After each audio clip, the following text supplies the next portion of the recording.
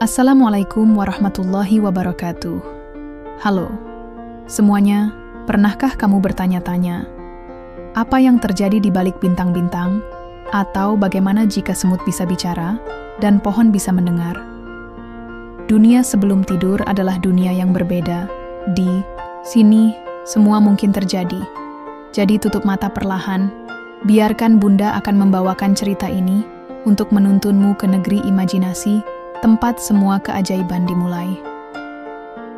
Mari kita mulai ceritanya. Pemuda Indonesia ini nekat lamar anak bosnya, yang seorang miliarder. Sudah 2 tahun, aku tinggal di rumah besar milik Tuan John. Rumah bergaya Eropa klasik itu berdiri megah di pinggir kota New Hampshire. Di halaman belakangnya ada pohon maple, tua yang daunnya berjatuhan setiap musim gugur. Disitulah biasanya aku menyapu tiap pagi, sebelum matahari naik sempurna. Aku, Fahri, pemuda dari Indonesia yang mengadu nasib ke Amerika Serikat, karena keadaan keluarga yang tidak memungkinkan. Di kampung halaman tugasku sederhana, membantu keluarga Tuan John dalam pekerjaan rumah. Kadang mencuci mobil-mobil mewah di garasi yang lebih mirip ruang pameran mobil antik. Kadang membersihkan kebun yang luasnya seperti lapangan bola. Tapi seringnya, aku membantu Tuan John menyusun dokumen dan proposal perusahaan. Sejak tahu aku pernah belajar teknik industri di universitas di Indonesia, Tuan John sesekali memintaku mengecek perhitungan kasar proyek. Katanya, aku teliti. Di rumah itu, ada 2 anak Tuan John. Anak pertamanya, Amelia. Gadis lulusan cum laude dari universitas ternama, pintar, cantik, dan ya, sangat memikat. Bukan cuman karena wajahnya, tapi juga caranya bicara. Caranya memperlakukan semua orang dengan sopan, bahkan terhadapku yang cuman asisten. Sementara adiknya, Farel, masih semester 2. Anak itu lebih sering di kamar atau sibuk dengan game dan klub kampusnya. Awalnya aku hanya bekerja, tidak lebih, tapi lama-lama, diam-diam aku memperhatikan Amelia. Ia sering duduk di ruang baca, menulis catatan, atau sekadar menyeruput teh sambil menatap jendela. Entah kenapa, setiap kali melihatnya, dadaku jadi sesak. Bukan sesak marah, tapi sesak ingin dekat meski aku tahu batasku. Sampai suatu hari, aku nekat menuliskan sebuah kalimat di secarik kertas. Kamu seperti musim semi setelah salju panjang, datang membawa hangat. Aku lipat rapi, dan kubiarkan di atas buku catatan Amelia yang tertinggal di meja taman. Kupikir ia tak akan peduli. Besoknya, kutemukan balasan tertulis di balik kertas yang sama. Tulisan tangan halus berbunyi, dan kamu seperti mentari pagi, diam-diam, membuatku menoleh. Aku diam cukup lama setelah membaca itu. Jantungku rasanya seperti ketahuan mencuri. Tapi sekaligus, bahagia. Sejak hari itu, kami saling bertukar tulisan. Tak pernah bicara langsung soal perasaan. Hanya lewat kata-kata kecil di kertas. Kadang kutaruh di sela buku, kadang di pot bunga, kadang di rak sepatu belakang. Amelia tahu caranya membuatku tersenyum, meski hanya 1 baris tulisan. Kami tidak pernah membicarakan ini di depan orang lain. Di mata keluarga John, aku tetap Fahri, pemuda dari jauh yang membersihkan dedaunan. Tapi di mata Amelia, mungkin aku lebih dari itu. Entahlah, aku tak berani menebak terlalu jauh. Yang jelas, hubungan ini membuat hari-hariku tidak lagi sekadar bekerja. Ada semangat yang membuatku bangun lebih pagi, menyapu lebih bersih, mencuci mobil dengan hati-hati, dan mengerjakan tugas dari Tuan John dengan teliti. Semua karena ada seseorang di rumah ini yang membuatku merasa berarti. Aku tahu aku bukan siapa-siapa, tapi perasaan tak bisa dilarang. Dan aku tahu, aku tak bisa terus begini selamanya. Harus ada titik di mana aku memutuskan, maju atau mundur. Dan hari itu semakin dekat, hari di mana semuanya akan berubah, hari di mana aku akan berhenti jadi bayangan dan mulai muncul sebagai seseorang yang ingin berdiri sejajar meski dengan segala keterbatasan. Tapi untuk sekarang, aku hanya bisa menatap dari jauh, bekerja lebih giat, dan menunggu hingga waktunya tiba. Hari itu langit mendung. Angin bertiup kencang sejak pagi, membuat daun-daun berserakan di halaman belakang. Aku mengenakan jaket tebal dan mulai menyapu seperti biasa. Sudah jadi kebiasaan, setiap hari aku menyapu halaman sambil memikirkan kalimat apa yang akan kutulis hari ini. Aku sudah menulis 10 kertas kecil sejak minggu lalu. Dan semuanya mendapat balasan. Kadang panjang, kadang hanya satu baris, tapi selalu membuat dadaku terasa hangat. Aku tidak tahu sejak kapan Amelia mulai memperhatikanku. Tapi satu hal yang kutahu, dia tak pernah menertawakan isi tulisanku. Tak juga mengabaikannya. Ia membalasnya. Dan itu cukup untuk membuatku percaya. Rasa ini tidak bertepuk sebelah tangan. Hari, ini aku menulis. Apa kau pernah merasa seolah rumah besar ini terasa sempit ketika kau tidak terlihat? Kertas itu kulipat kecil, kuletakkan di sela rak sepatu luar, tempat yang biasa Amelia lewati kalau mau keluar rumah. Beberapa jam kemudian, saat aku sedang mencuci mobil Bentley milik Tuan John di garasi, aku mendengar suara langkah. Aku tak menoleh. Sudah hafal, itu langkah ringan milik Amelia. Ia berdiri cukup lama di dekat pintu garasi, seolah menunggu sesuatu. Aku pura-pura sibuk mengelap kaca depan. Degup jantungku makin kencang. Aku suka kertas yang kau letakkan tadi, katanya. Tiba-tiba, tanganku berhenti mengelap. Kupalingkan wajah pelan. Dia berdiri di sana dengan senyum kecil. Rambutnya dikuncir, mengenakan kaos hangat dan celana santai, tapi tetap terlihat memesona. Kamu tahu itu dari aku? Tanyaku pelan. Ia mengangguk. Dari awal aku tahu. Tulisanmu khas. Kamu menulis dengan hati. Aku tertunduk. Maaf kalau aku lancang. Tidak, justru aku suka. Amelia menghampiri, lalu berdiri tepat di sebelahku. Aku seperti tak bisa bernapas. Rasanya seperti mimpi. Seorang gadis seperti dia, berdiri begitu dekat denganku, di garasi yang biasanya hanya dipenuhi suara mesin dan air mengalir. Kamu tahu, Fahri, aku sering memperhatikan kamu juga, katanya. Aku menoleh. Kamu pekerja keras, jujur, dan kamu nggak pernah sekalipun minta lebih dari apa yang sudah diberikan keluarga kami. Padahal kamu pantas. Aku tak tahu harus membalas apa. Lidahku keluh. Waktu aku lihat kamu menulis kertas itu, aku pura-pura nggak tahu. Tapi aku tunggu terus balasan kamu. Lanjutnya. Awalnya hanya ingin iseng, tapi aku malah menantikan kata-kata kamu setiap pagi. Aku tersenyum kecil. Saya nggak pernah berpikir kamu bakal beneran membaca. Amelia duduk di pinggiran pintu garasi memeluk lututnya. Aku belum pernah cerita ke siapapun, tapi kadang aku merasa kesepian di rumah ini. Papa dan Mama sibuk. Farel punya dunianya sendiri. Cuma kamu yang benar-benar melihat aku. Aku duduk tak jauh darinya. Saya cuma mencoba menjalani hari, Mbak. Jangan panggil aku Mbak. Namaku Amelia. Aku sudah tahu kamu lebih tua setahun dari aku, ujarnya sambil tersenyum. Aku nyengir malu. Refleks, maaf. Sejak hari itu, kami tak hanya bertukar tulisan. Sesekali kami bicara seperti sore ini, tapi semua masih sembunyi-sembunyi. Bukan karena malu, tapi karena kami tahu belum waktunya. Aku tetap bekerja seperti biasa. Membersihkan kebun, mencuci mobil, membantu proposal. Tapi setiap pagi dan sore, aku dan Amelia punya dunia kecil kami sendiri. Entah lewat kertas, atau percakapan singkat di lorong dapur atau pinggir taman. Farel sepertinya belum curiga. Ia terlalu sibuk dengan laptop dan teman-teman kampusnya. Sementara Tuan John, seperti biasa, tenang-tenang saja. Tapi aku sadar, jika hubungan ini terus berjalan, cepat atau lambat, semuanya akan terbuka. Tapi anehnya, aku tak lagi takut. Dulu, aku hanya pekerja yang diam-diam menyukai putri majikannya. Sekarang, aku lelaki yang tahu rasanya diperhatikan kembali. Itu memberiku keberanian.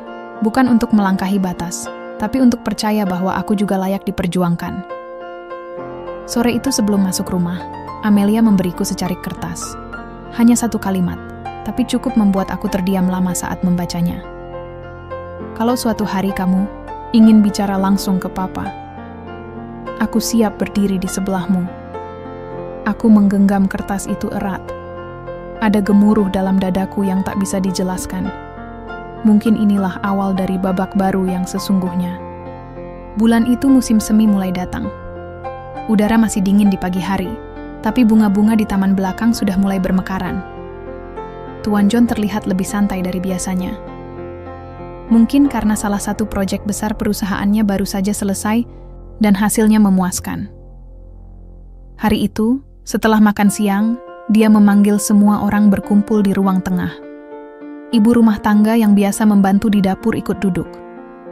Aku berdiri agak di belakang, seperti biasa. Amelia duduk di sofa sebelah ibunya, sementara Farel asyik dengan ponselnya. Tuan John berdiri sambil menatap kami satu persatu. Saya sudah lama ingin mengajak kalian semua liburan. Sudah 2 tahun kita tidak pergi bersama. Jadi, minggu depan, kita akan menginap di kastil tua dekat pegunungan Alpen, di daerah Bavaria.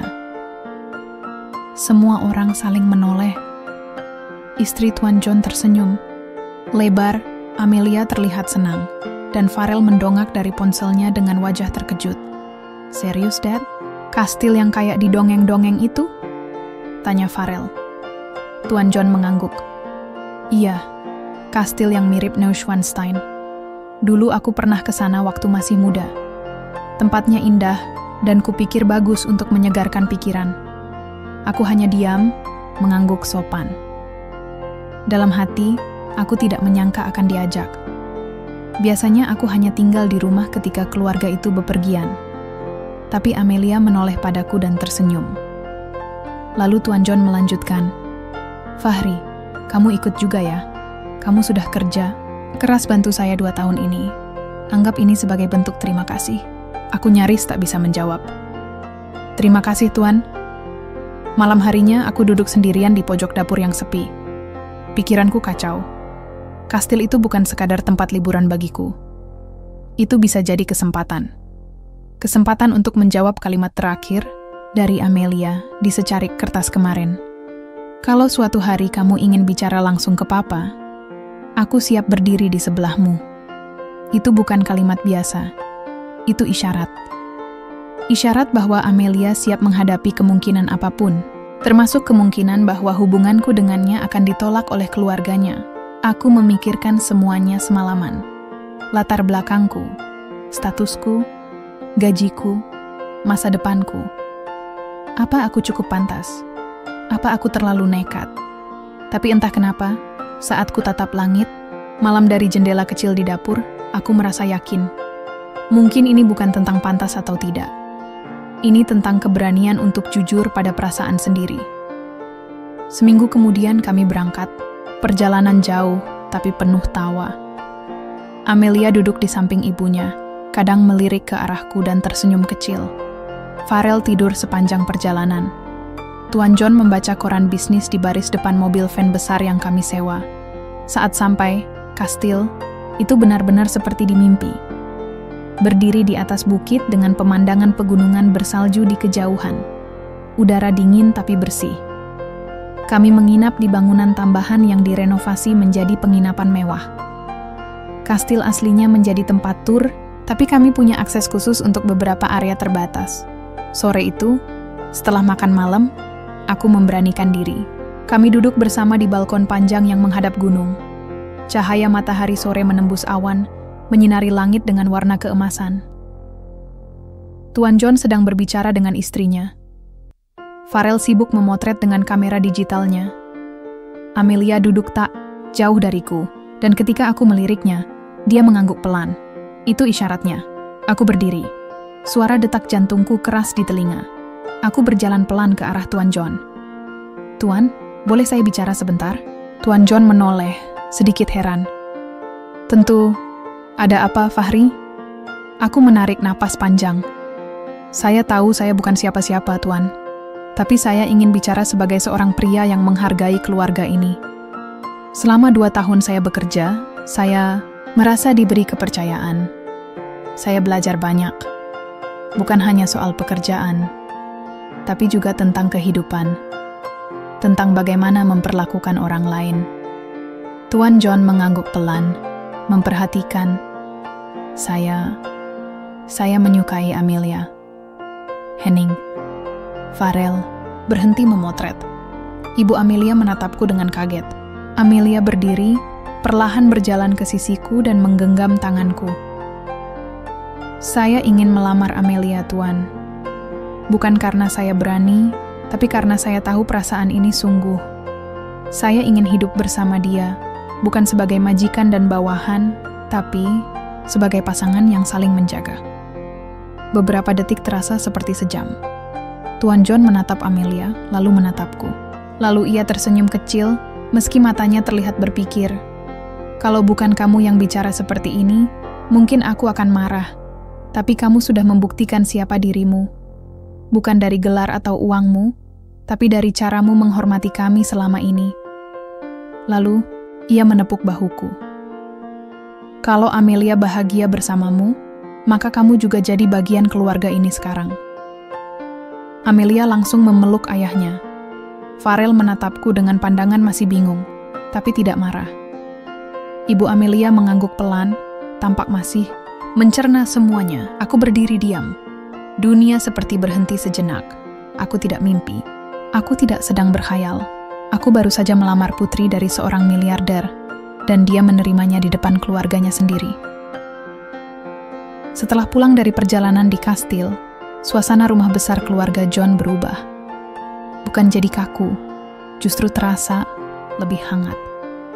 Entah karena semua orang tahu hubungan aku dan Amelia sudah terbuka, atau karena sejak hari itu, keluarga ini mulai melihat aku bukan sekadar asisten rumah tangga.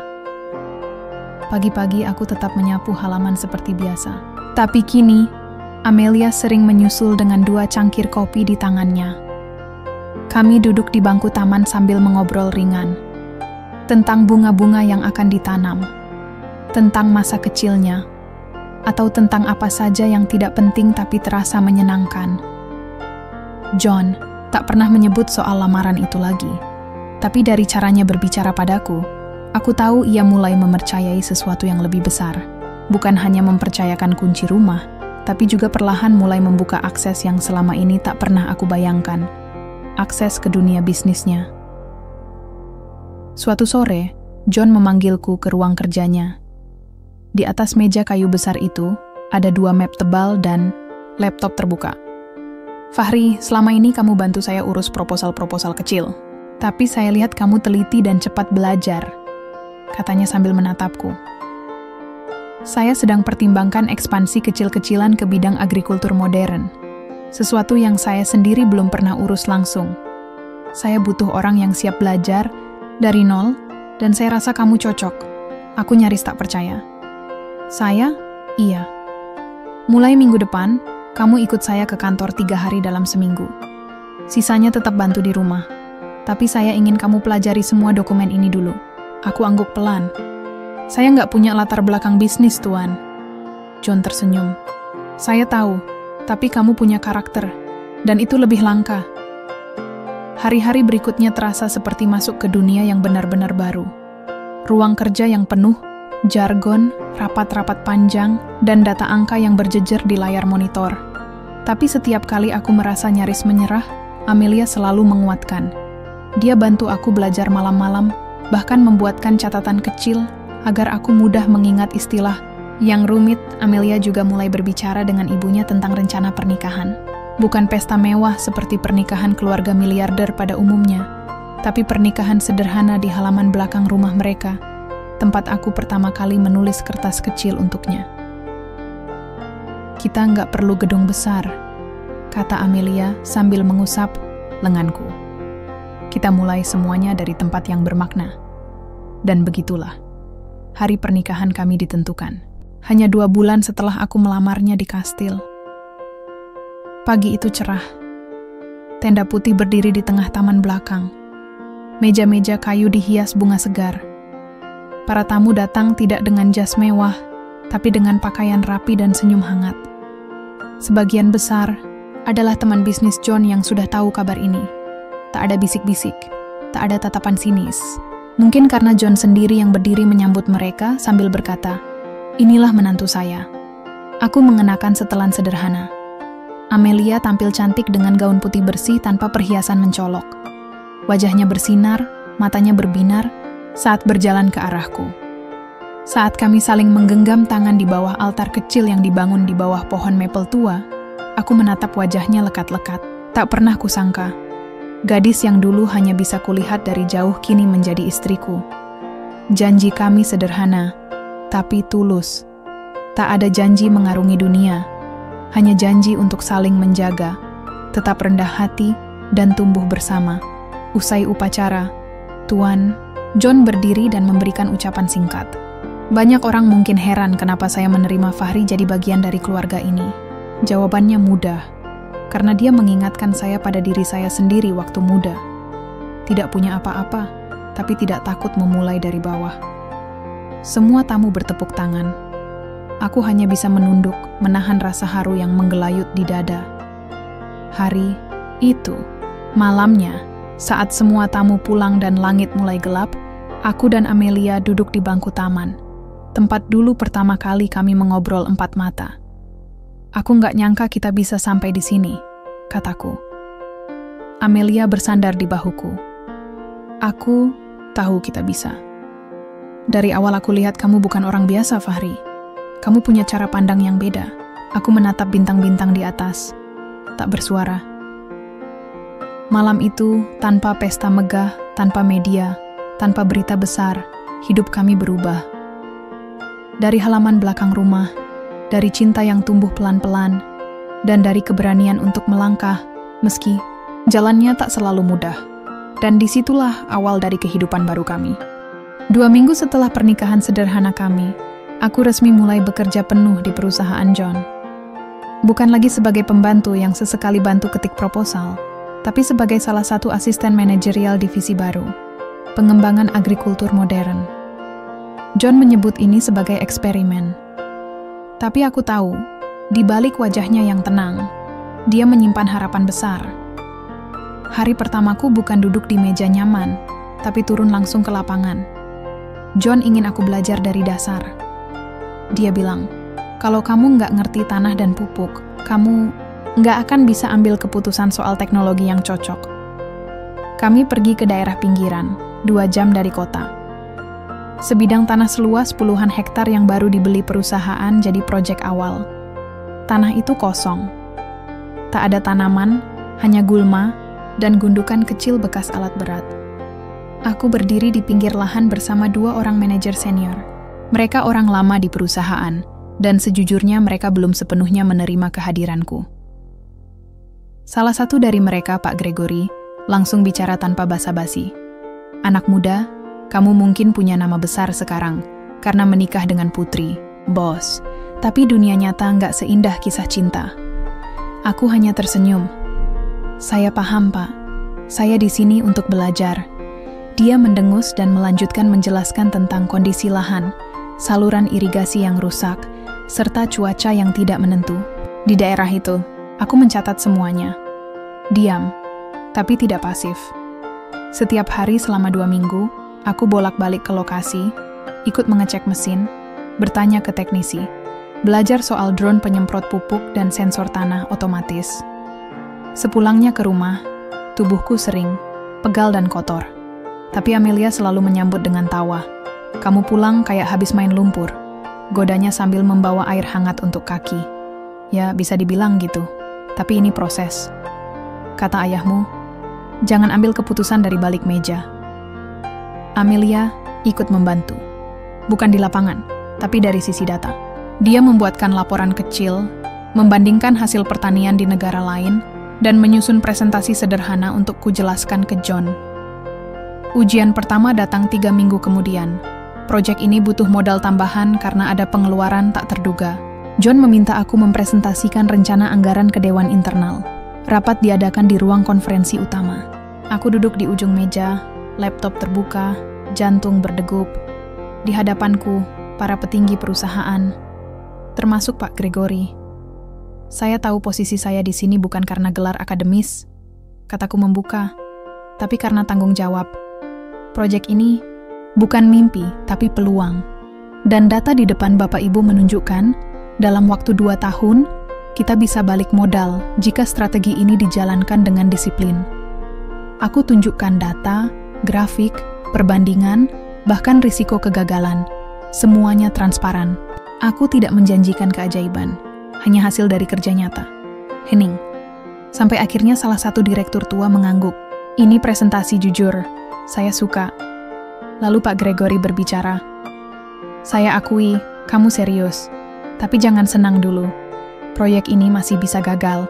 Dan kalau gagal, kamu yang bertanggung jawab langsung ke Tuan John. Aku mengangguk. Saya siap, Pak. Setelah rapat, John mendekatiku. Kamu tahu, dulu saya juga dipermalukan seperti itu waktu pertama kali duduk di ruang rapat. Aku menatapnya, terkejut. Perbedaannya, kamu nggak lari. Dan itu poin penting. Hari-hari berikutnya berjalan lebih cepat. Proyek dimulai.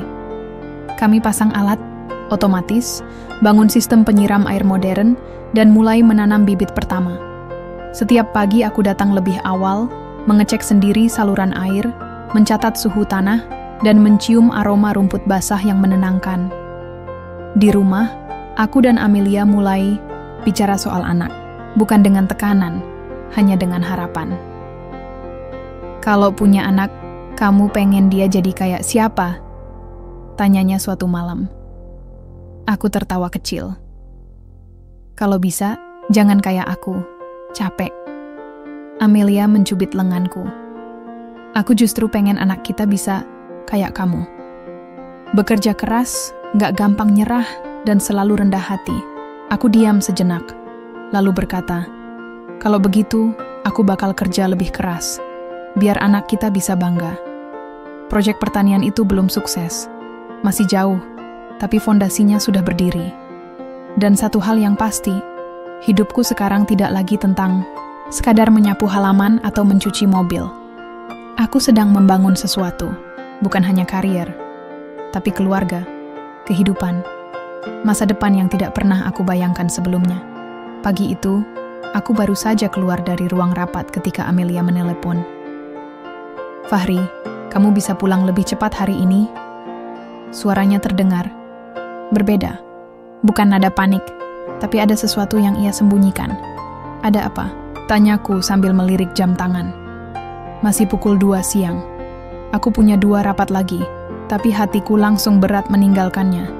Kamu pulang aja dulu. Aku tunggu di kamar. Jawabnya singkat. Aku langsung izin ke John. Pergilah, katanya. Kadang yang lebih penting dari pekerjaan adalah pulang saat dibutuhkan. Perjalanan ke rumah terasa lebih lama dari biasanya. Kepalaku penuh dugaan.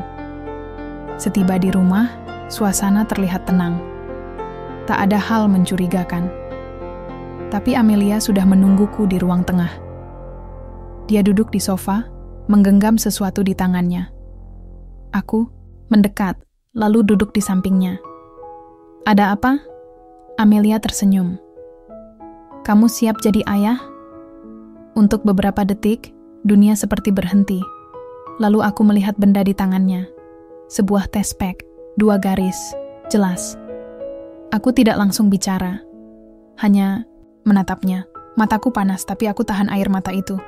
Serius? Tanyaku pelan. Amelia mengangguk. Sudah aku cek 2 kali. Aku memeluknya. Lama. Dalam pelukan itu, rasanya seperti semua lelah yang pernah aku jalani selama ini terbayar lunas. Hari-hari setelah kabar itu berubah jadi masa-masa paling penuh harapan. Amelia semakin hati-hati dalam setiap geraknya. Aku mulai sering memasak sarapan, walau kadang gosong. Aku juga membaca buku-buku soal kehamilan dan mulai mencicil perlengkapan bayi.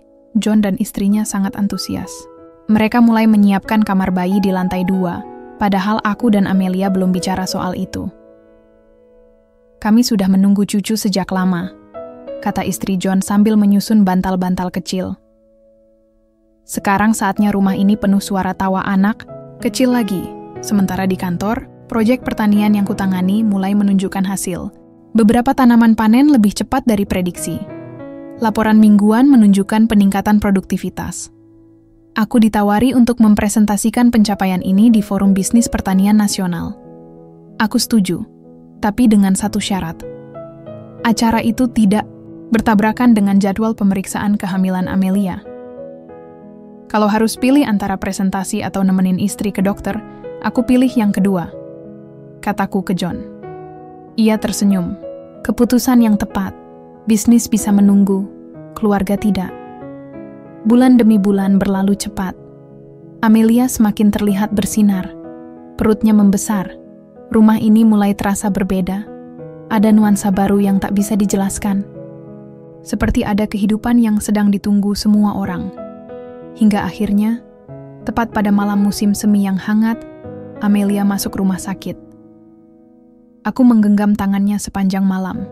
Nafasnya berat, tapi ia tidak mengeluh. Aku tak henti membisikkan doa di telinganya.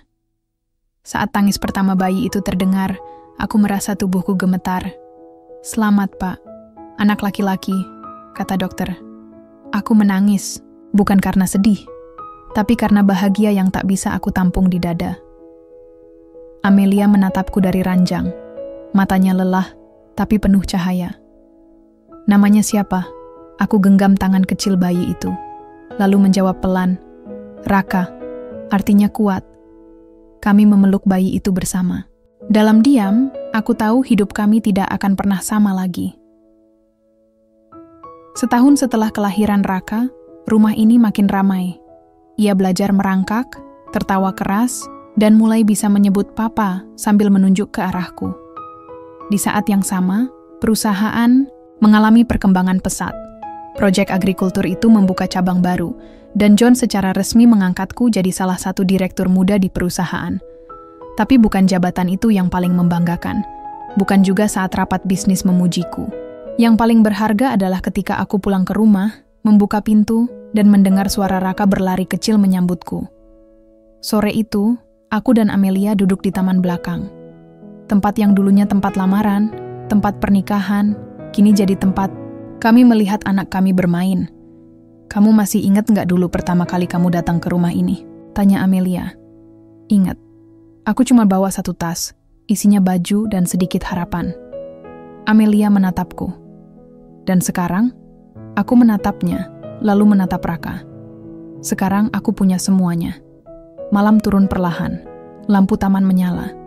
Angin sejuk berhembus pelan. Kami tidak butuh pesta, tidak butuh sorotan media.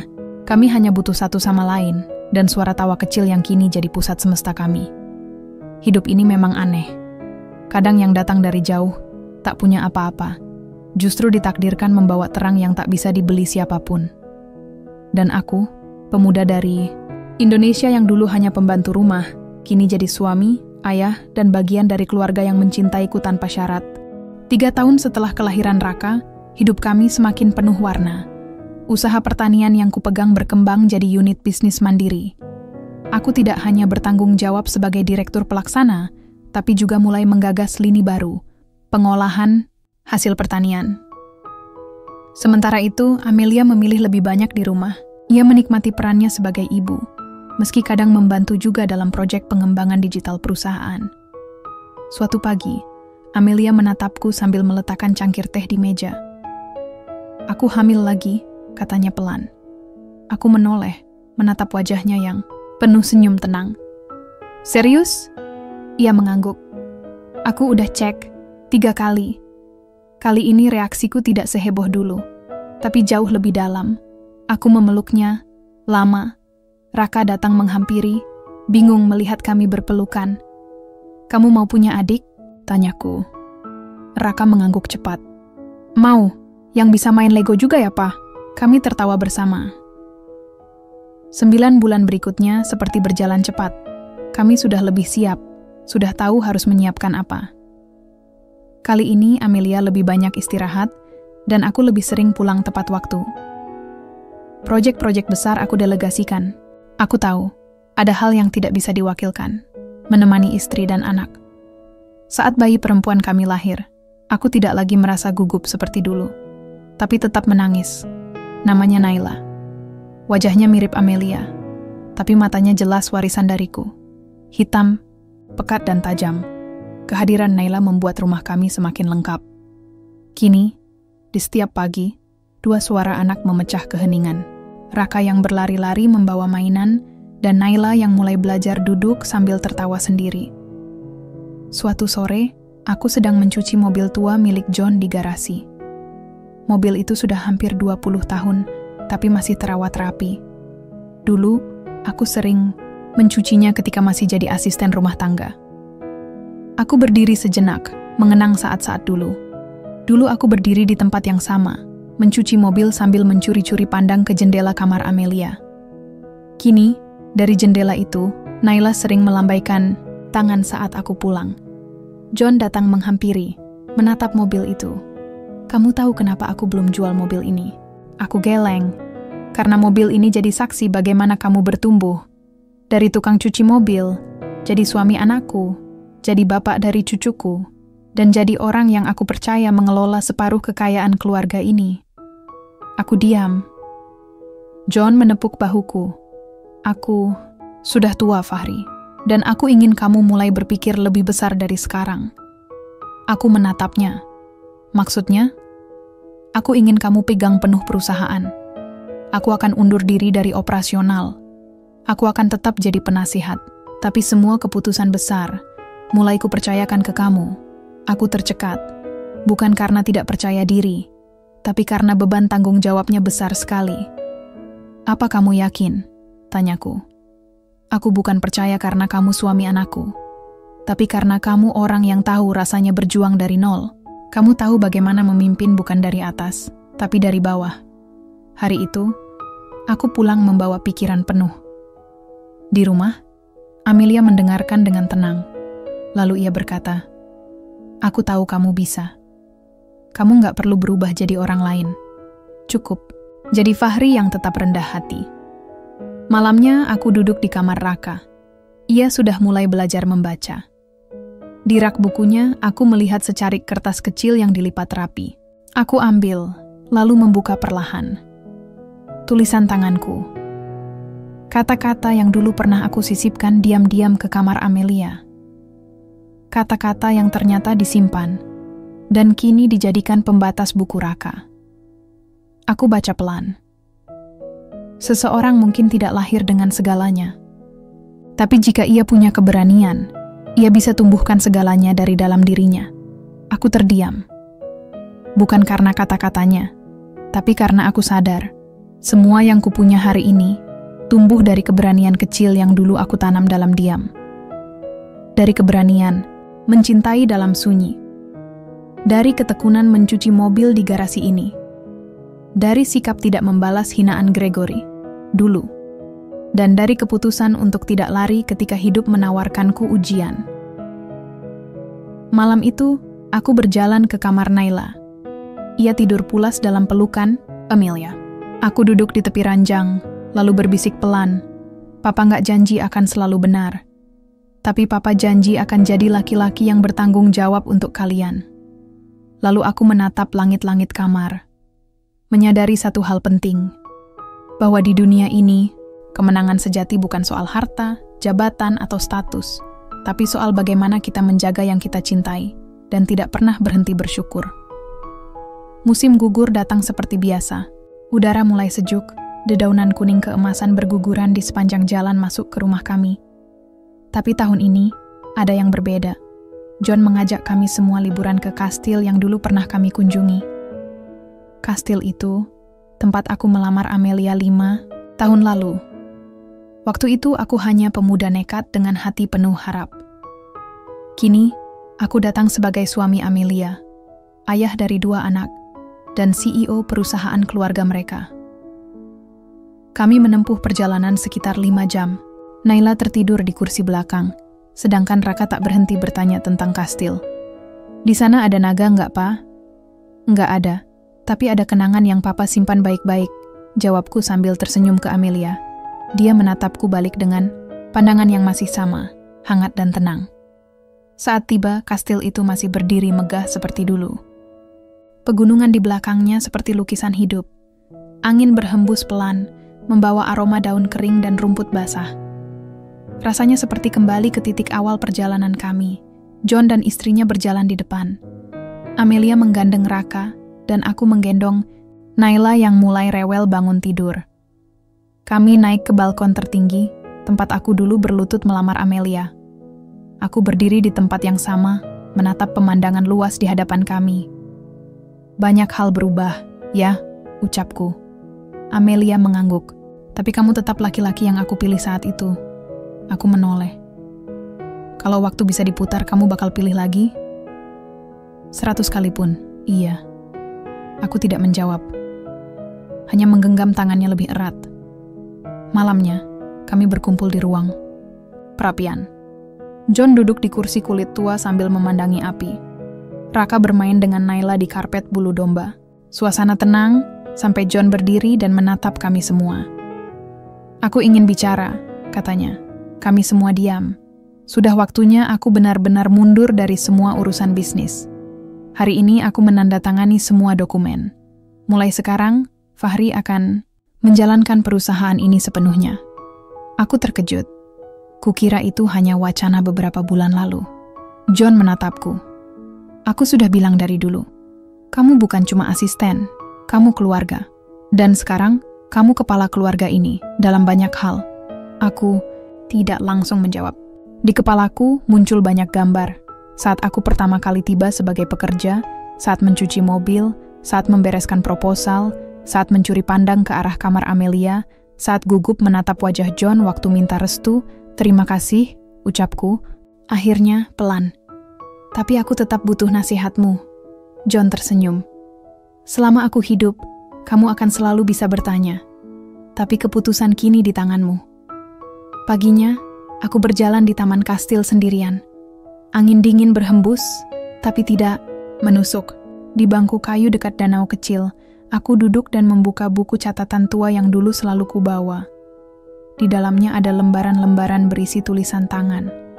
Kata-kata yang dulu aku selipkan untuk Amelia, aku temukan satu yang belum sempat kukirim. Jika suatu hari aku berdiri di sampingmu, bukan lagi sebagai pelayan, tapi sebagai pasangan, maka semua kerja keras ini tak sia-sia. Kertas itu kusimpan lagi.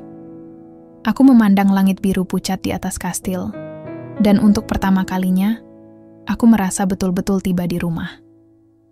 Bukan sekadar tempat tinggal, tapi rumah.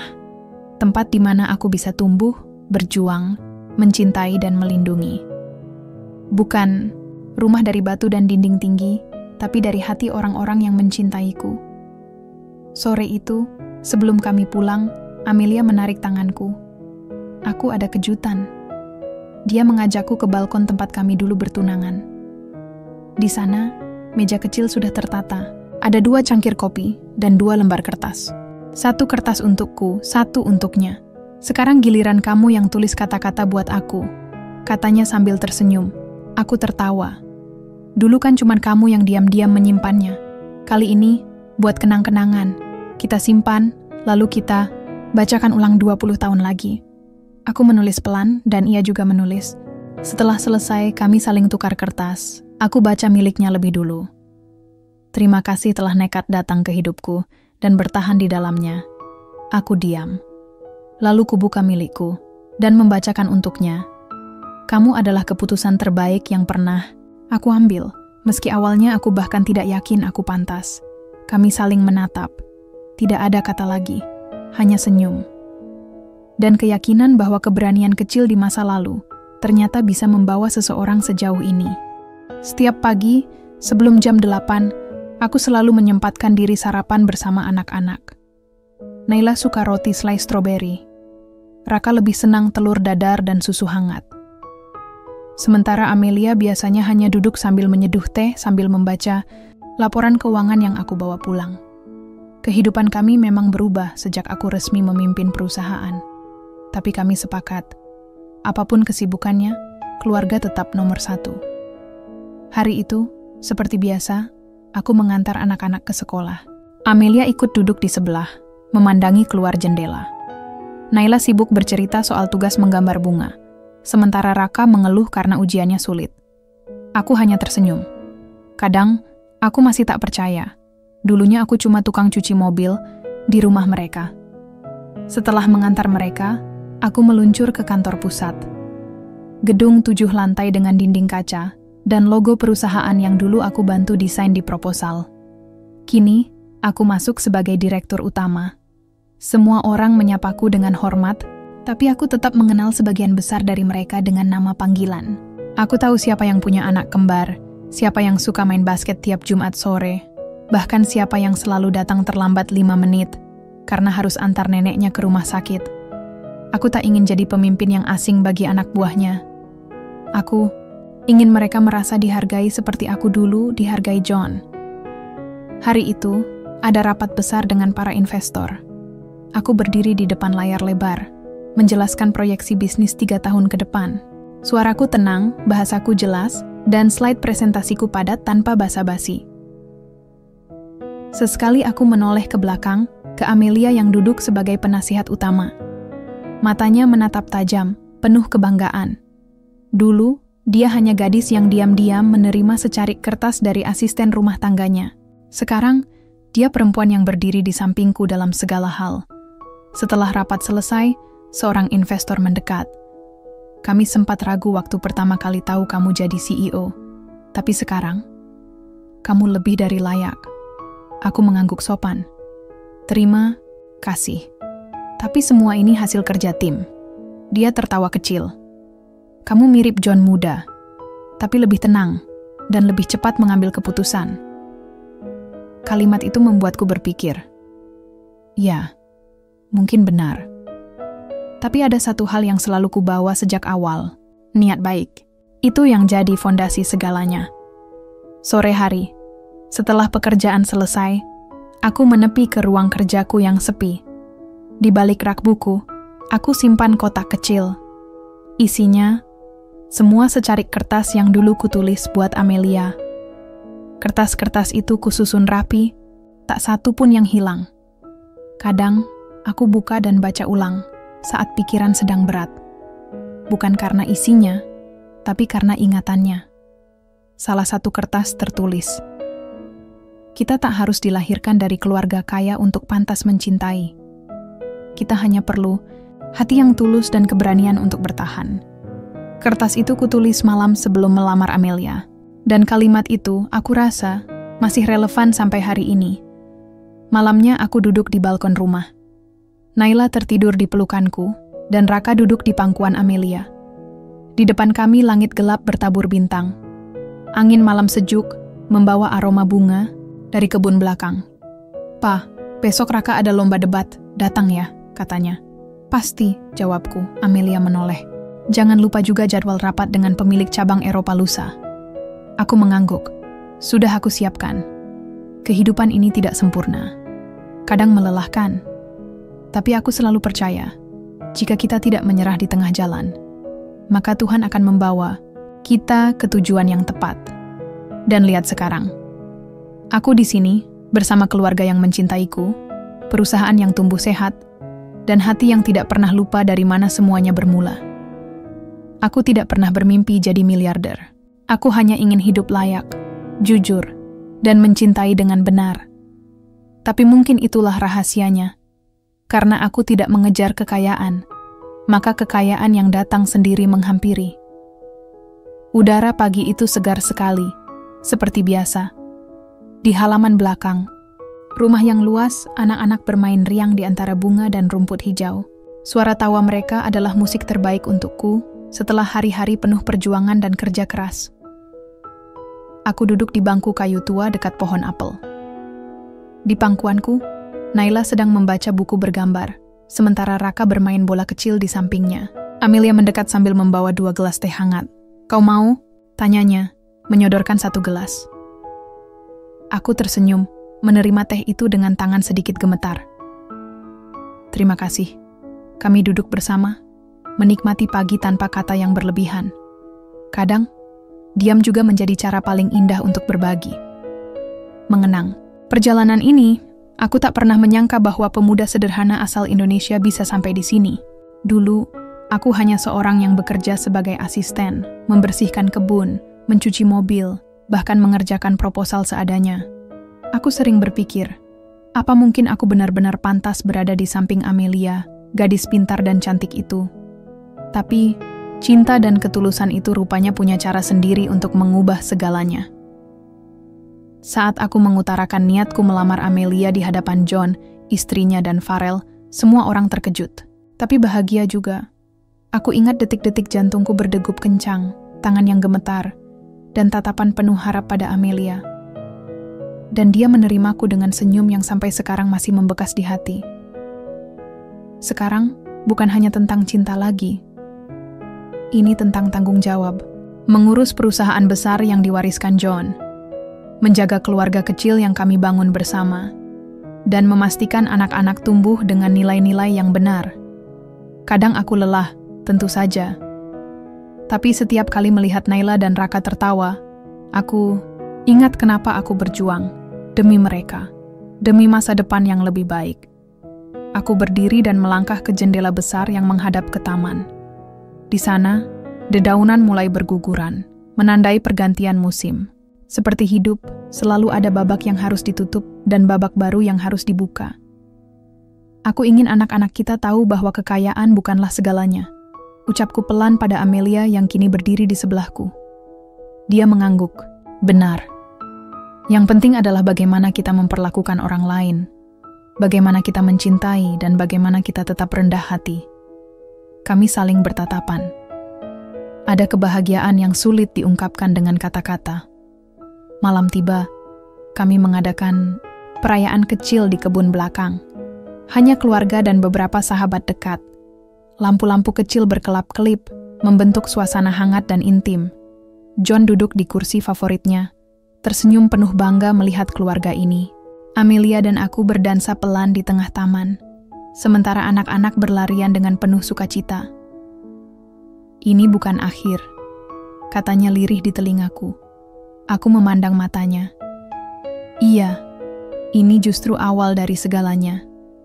Dengan tangan saling menggenggam, kami melangkah maju, menyongsong masa depan yang penuh harapan dan cinta. Sebuah akhir yang sebenarnya adalah awal baru dari perjalanan kami bersama. Sudah bertahun-tahun sejak aku melangkah ke dalam kehidupan keluarga John dan menjadi bagian dari kisah yang tak pernah terduga. Kini, rumah besar khas Eropa itu terasa lebih hangat. Suara tawa anak-anak, langkah Amelia yang sigap mengatur rumah dan bisnis, dan rutinitas kami yang padat tapi penuh makna. Semuanya memberi warna baru dalam hidupku. Hari ini berbeda. Aku duduk di ruang kerjaku yang penuh dengan dokumen, layar komputer yang menampilkan grafik pertumbuhan perusahaan, dan tumpukan laporan yang harus kubaca. Tapi mataku sering melirik ke jendela, melihat anak-anak bermain di taman, tanpa memikirkan seberat apa pekerjaan ini di pundakku. Menjadi CEO bukan hanya soal mengambil keputusan penting, tapi juga soal menjaga hati agar tetap rendah, agar tak lupa dari mana asal dan siapa yang harus diperjuangkan. Aku tahu, sukses bisa menjadi pedang bermata dua kalau tak dijaga dengan hati. Pagi itu, Amelia datang menghampiriku. Dia membawa secangkir kopi dan senyum yang selalu membuat segala beban terasa lebih ringan. Kau terlalu banyak kerja, Fahri, katanya pelan. Ingat, keluarga juga butuh perhatian. Aku tersenyum. Kau benar, tapi bisnis ini juga untuk mereka, Amelia. Agar anak-anak kita bisa hidup lebih baik. Dia duduk di sampingku, memegang tanganku. Kau sudah melakukan yang terbaik. Jangan sampai lupa istirahat. Kata-katanya sederhana, tapi punya kekuatan luar biasa. Aku sadar, selama ini aku terlalu fokus pada pekerjaan, sampai terkadang lupa bahwa cinta dan kebersamaan adalah bahan utama kebahagiaan. Setelah perbincangan itu, aku membuat keputusan untuk lebih membagi waktu. Aku ingin mengajak Amelia dan anak-anak jalan-jalan, seperti dulu saat kami masih sederhana, ketika segalanya terasa lebih ringan dan penuh harapan. Kami memilih sebuah taman kota kecil di pinggir kota. Tidak mewah, tapi penuh dengan pohon rindang dan bunga warna-warni. Anak-anak berlari-larian, tertawa lepas, sementara aku dan Amelia berjalan berdampingan, menghirup udara segar dan berbagi cerita. Aku masih ingat saat kamu pertama kali datang ke rumah ini, kata Amelia tiba-tiba. Aku menoleh. Aku juga. Aku gugup sekali waktu itu. Dia tertawa pelan. Aku tahu, dari secarik kertas yang kau kirimkan. Itu membuatku merasa spesial. Aku tersenyum, mengingat kembali betapa malu dan beraninya aku menulis kata-kata itu. Aku hanya ingin kau tahu bahwa walau aku bukan siapa-siapa saat itu, aku punya niat yang tulus. Kau sudah buktikan itu, jawabnya. Di tengah kebahagiaan itu, aku sadar ada tanggung jawab besar menunggu di kantor. Perusahaan kami sedang dalam fase ekspansi ke pasar internasional, dengan tantangan yang tidak kecil. Aku harus memastikan semuanya berjalan lancar tanpa mengorbankan nilai-nilai yang kami pegang. Pulang ke rumah malam itu, aku merasa berat, tapi juga penuh semangat. Aku ingat bagaimana dulu aku hanya bermimpi bisa hidup lebih baik. Dan sekarang, aku memimpin sebuah perusahaan besar. Tapi di balik itu, aku tetap Fahri, pemuda sederhana dari Indonesia yang jatuh cinta pada Amelia dan membangun keluarga kecil, penuh cinta dan harapan. Malam itu, di ruang keluarga, kami duduk bersama. Anak-anak sudah tertidur, Amelia membaca buku di sofa, dan aku menatap langit-langit yang penuh dengan kenangan. Kita harus jaga api ini tetap menyala, ucapku pada Amelia. Dia menatapku dengan mata penuh keyakinan. Kita pasti bisa. Dalam diam, aku berjanji pada diri sendiri bahwa apapun yang terjadi, aku akan selalu menjaga cinta dan keluarga ini. Karena dari sinilah kekuatan terbesar datang. Bukan dari uang, bukan dari jabatan, tapi dari hati yang tulus dan tekad yang tak pernah padam. Beberapa bulan setelah keputusan membagi waktu lebih baik, hidup kami berjalan dengan ritme yang baru.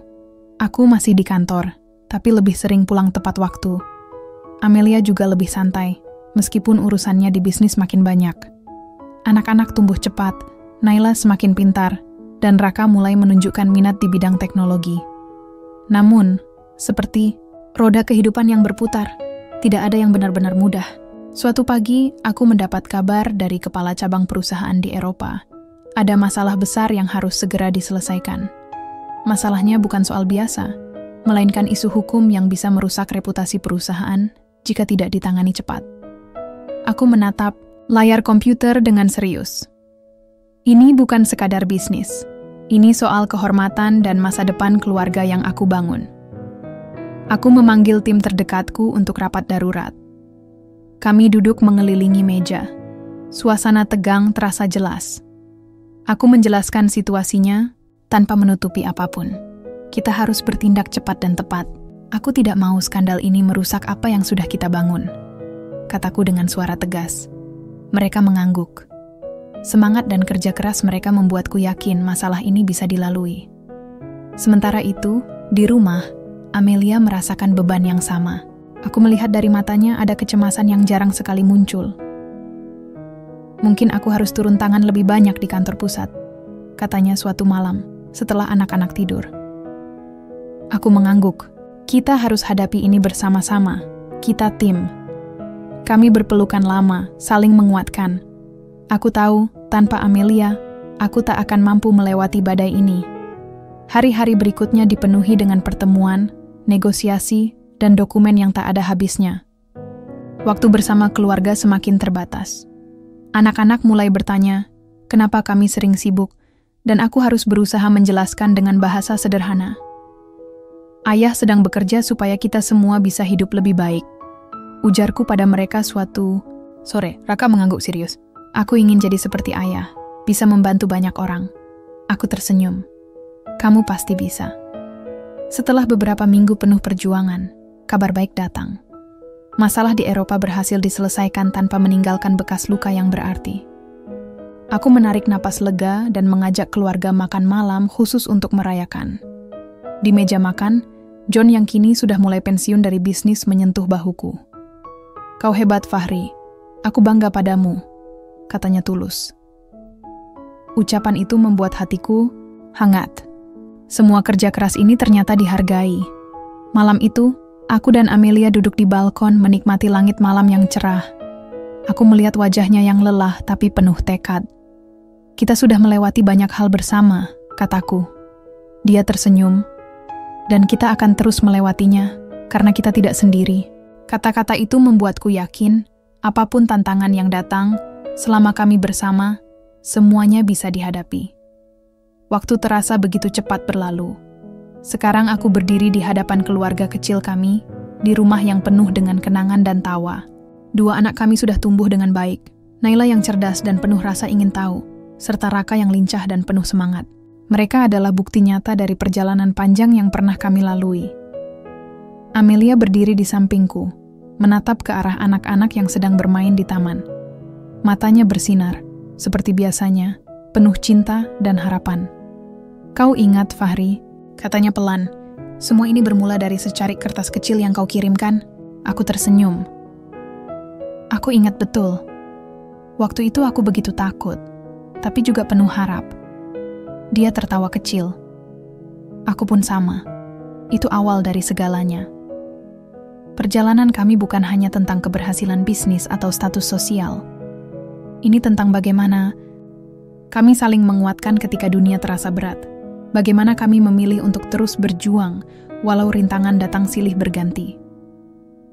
Aku ingat betapa sulitnya menyesuaikan diri di lingkungan baru, beradaptasi dengan budaya yang berbeda, dan menghadapi rasa ragu dari banyak orang. Tapi aku selalu percaya, selama hati kita tulus, segala sesuatu bisa diatasi. Hari ini, aku dan Amelia memutuskan untuk mengadakan acara kecil di rumah. Bukan pesta mewah, tapi perayaan sederhana untuk mensyukuri segala berkat yang telah kami terima. Keluarga besar dan sahabat dekat datang. Suasana hangat dan penuh canda tawa mengisi setiap sudut rumah. John, yang kini lebih sering duduk santai menikmati pensiun, berdiri memberi sambutan. "Fahri, kau telah membuktikan bahwa asal-usul bukan penghalang untuk meraih mimpi. Aku bangga padamu. Dan lebih dari itu, aku bangga pada keluarga yang kau bangun bersama Amelia," katanya dengan suara tegas namun lembut. Aku mengangguk, merasa haru. Semua kerja keras, air mata, dan doa seolah terbayar lunas hari itu. Ketika malam turun, aku berjalan ke balkon, memandang bintang-bintang yang bertaburan di langit gelap. Amelia menemani, menggenggam tanganku erat. "Kita sudah melalui banyak hal, Fahri," ucapnya. "Iya, dan aku ingin kita terus berjalan bersama, membangun masa depan yang lebih baik untuk anak-anak kita," jawabku. Kami berdua diam, menikmati kedamaian malam yang terasa begitu berarti. Hidup bukan tentang seberapa cepat kita mencapai tujuan, tapi bagaimana kita menjaga api dalam hati tetap menyala. Aku percaya, cinta yang kami miliki adalah sumber kekuatan yang tak akan pernah habis. Dari seorang pemuda sederhana yang nekat melamar anak bosnya, kini aku berdiri sebagai kepala keluarga dan pemimpin yang bertanggung jawab. Tapi yang terpenting, aku tetap Fahri, yang selalu belajar mencintai dan menjaga orang-orang yang berarti dalam hidupnya.